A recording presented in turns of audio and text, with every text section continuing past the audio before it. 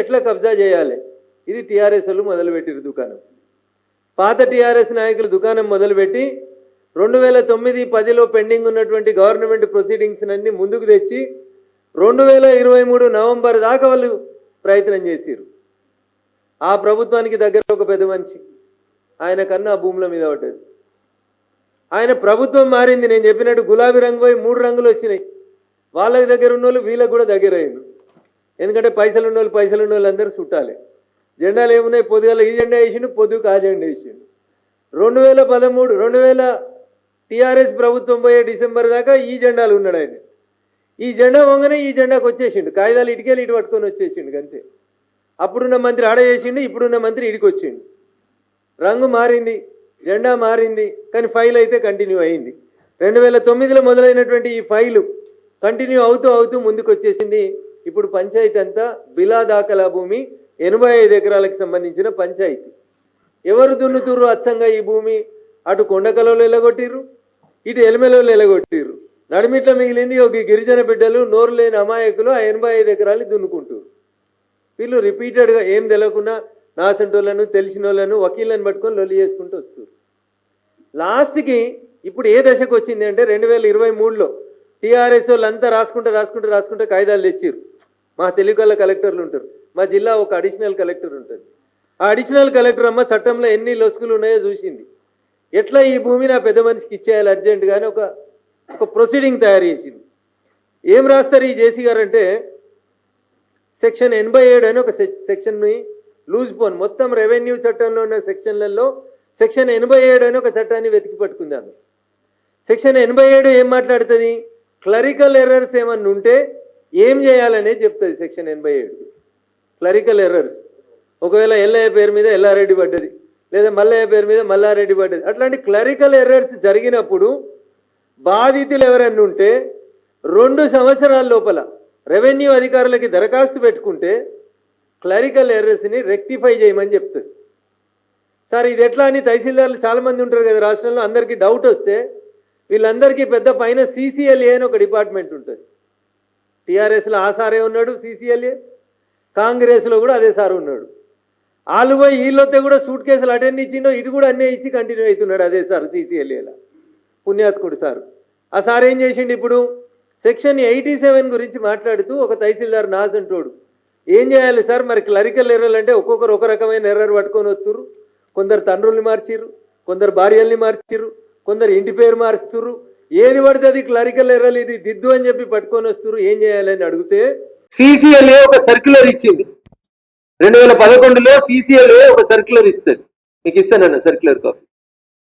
Circular లో ఏం చెప్తుంది CCLA సర్క్యులర్ లో అంటే, ఎట్టి పరిస్థితులలో కూడా అన్నది సర్క్యులర్ ఈజ్ డేటెడ్ 18/5/2011 అన్న.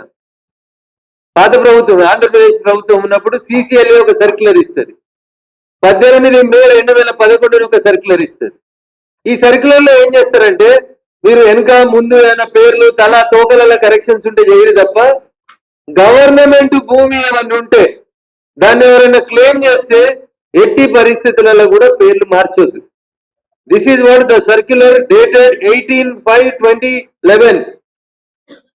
దీంట్లో క్లియర్ గా ఈ సర్క్యులర్ లోపల ఏం చెప్తారు? దేన్ని క్లరికల్ ఎర్రర్ అంటారు sir? Are defined as minor errors which do not involve alteration of area, change of classification, change of name of పట్టదార్, since change of boundary, change cannot be treated as a correction of the clerical error. ఇంత categorical గా ఇస్తూ దీంట్లోనే ఇంకొక చోట ఏమి ఇస్తాడంటే, government land cannot be converted as పట్టా land in the name of correction of wrong entries of pattadar names అంటాడు. ఇంత క్లియర్ గా CCLA సెక్షన్ 87 కి డెఫినేషన్ చెప్తే, మా దగ్గర ఒక జేసీ గారు ఉన్నారు, పాపం పేర్లు చెప్తే బాధపడతారు. మా జేసీ గారికి జ్ఞానోదయం అయింది. బుద్ధవనంలో కూర్చుంటే మా మేడంకి జ్ఞానోదయం అయింది.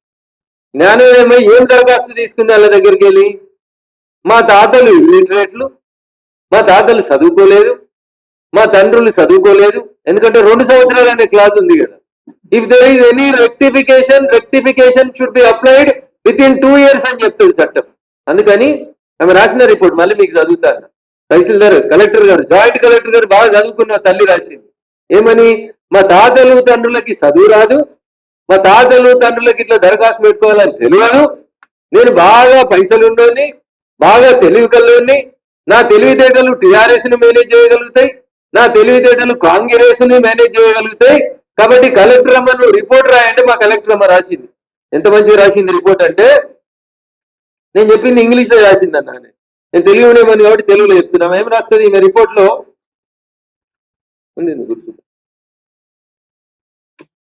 ఆల్మోస్ట్ 12 పేజెస్ రిపోర్ట్ లోపల లాస్ట్ బట్ 1 పేజీలో రాస్తుంది. పేజ్ 4 లో ఉంటుందన్న, లాస్ట్ పారాగ్రాఫ్ లో రాస్తుంది ఇక్కడ. Additional collector along with the Tahsildar Ramchandrapuram Mandal given some individual sworn statements which were recorded in the presence of Tahsildar Ramchandrapuram అని రాస్తూ నేను చెప్పిన ఈ మాట రాస్తాడు.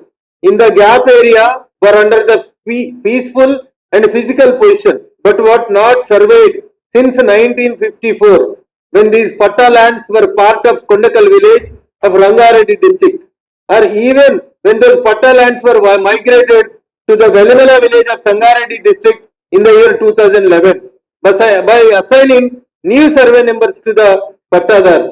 Therefore, here the confusion comes is my forefathers and grandfathers are illiterates, hence they have not applied an application అని చెప్పి 1954లో తప్పు జరిగింది, మా తాతలు తండ్రులు చదువుకోలే, నేను బాగా చదువుకున్నా అని చెప్పి ఎవరు దరఖాస్తు పెట్టారంటే గౌరవనీయులు T Shilpa Reddy, wife of Kalyan Reddy. వీళ్ళెవరో మొత్తం చెప్తాయి, కుల్లంకుల్లో చెప్పాల్సిన టైం వచ్చింది. T Shilpa Reddy, wife of Kalyan Reddy. గౌరవనీయులు కళ్యాణ్ రెడ్డి గారు ఎవరంటే గౌరవనీయులు నిత్యానంద రెడ్డి గారు, అరవిందో ఫార్మాస్యూటికల్స్ కంపెనీ లిమిటెడ్ కి యాజమాని. మరి నిత్యానంద రెడ్డి పేరు ఎట్లా చెప్తావు, రఘునందన్ రావు అని ఎవరికన్నా డౌట్ రావచ్చు. ఇల్లు ఇంకో సర్వే నెంబర్ వారి శ్రీమతి పేరు మీద ఇచ్చారు. K Rajeshwari, wife of Nityananda Reddy. T Shilpa Reddy, wife of Kalyan Reddy. Rohini Reddy, wife of Vikram Reddy. ఈ విక్రమ్ రెడ్డి గారు ఎవరు?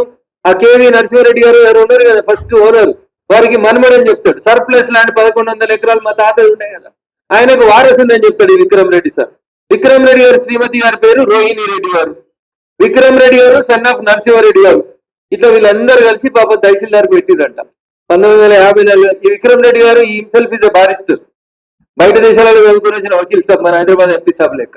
మేమన్నా ఈడ లోకల్ కాలేజీలలో చదువుకుని వచ్చిన, వీళ్ళంతా బారిస్టర్ చదువుకున్నారు. విదేశాలలో వకాలతులు చదివి వచ్చిన మేధావులు. వీళ్ళు కలెక్టర్లను పట్టుకొని ఏం రాసిరంటే మా తాతలకు ముత్తాతలకి తెలియదు కాబట్టి మాకు ఇప్పుడు యాదికి వచ్చింది, మాకు ఇక్కడ భూమి ఉన్నదని ఈ భూమి మా పేరు మీద రాయింది. ఈ పక్క పొలం నాది, నా పక్క పొలం పక్కన ఖాళీ జాగుంది, ఇది నాకు ఇచ్చేరేనైనా దరఖాస్తు పెట్టిండు. మా జాయింట్ కలెక్టర్ ఇచ్చేయమని రాసేసి ఈడున్న వాళ్ళని ఏం చేద్దామని వాళ్ళకి డౌట్ వచ్చింది. అప్పుడు సంక్రాంతి సెలవులు యాదికి వచ్చినాయి పోలీసు వాళ్ళకి. వీళ్ళు తెలిసి తెలియక కోర్టులను పట్టుకొని వకీళ్ళని పట్టుకొని కొట్లాడుకుంటూ ఇంత జరుగుతుంటే కూడా వీళ్ళు జనవరిలో ఒక కోర్టు ఆర్డర్ తెచ్చుకున్నారు. హైకోర్టుకు పోయారు ఈ జనవరిలో, ఒక ఆర్డర్ తెచ్చుకున్నారు. గౌరవనీయులు జస్టిస్, ఇక పేర్లు చెప్పొద్దు మా జడ్జిలే కాబట్టి, తారీఖు ఎన్నో తారీఖు జనవరి 2025 Wednesday the 8th day of January, 8 జనవరి రోజు సంక్రాంతి సెలవుల కంటే ఒక రోజు ముందు writ petition number 993 of 2025, 993 of 2025. ఈ రిట్ పిటిషన్ లో గౌరవ హైకోర్టు న్యాయమూర్తి గారు ఏం చెప్తుందంటే respondent number 8, respondent number 9. Respondent number 8 CI BDL గారు, రెస్పాండెంట్ నెంబర్ 9 కొండకల్ పోలీసులు. మీరు ఎవరు కూడా స్పాట్కు పోవద్దు. ఇక్కడ ఉందన్న క్లియర్ గా. In these circumstances the respondents number 8 and 9 are directed not to interfere with the position of the petitioners in respect of the land to an extent of 85 acres in survey number 632 to 643 of Velamala village of Ramachandrapuram Mandal Sangareddy district, where agriculture operations were being carried out on the following land without following the due process of law. ఇది రాష్ట్ర సర్వోన్నత న్యాయస్థానం ఎవరిని involve కావద్దని చెప్పింది. 9వ తారీఖు నుంచి సంక్రాంతి సెలవులు వచ్చినాయి కోర్టుకి, 20వ తారీఖు దాకా హైకోర్టుకు సెలవులు. కోర్టు ఆర్డర్ ఇచ్చింది సార్ అని మా వకీల్ సాబు ఇంకొంతమంది పోయి దండం పెట్టి దరఖాస్తు ఇద్దామని పోయారు. 17 కేసులు రిజిస్టర్ చేసిరు మొత్తం గిరిజనులందరి మీద, ఇంక్లూడింగ్ మైపాల్ గారు మాజీ సర్పంచ్ వెలవేలతో పాటు పోలీస్ స్టేషన్ పోయిన ప్రతి ఒక్కరి మీద గత 4 రోజులుగా సెలవులలో ఒక్కొక్కరి మీద 307తో సహా పెట్టి ఊర్లో ఎవరు ఉండకుండా పోలీస్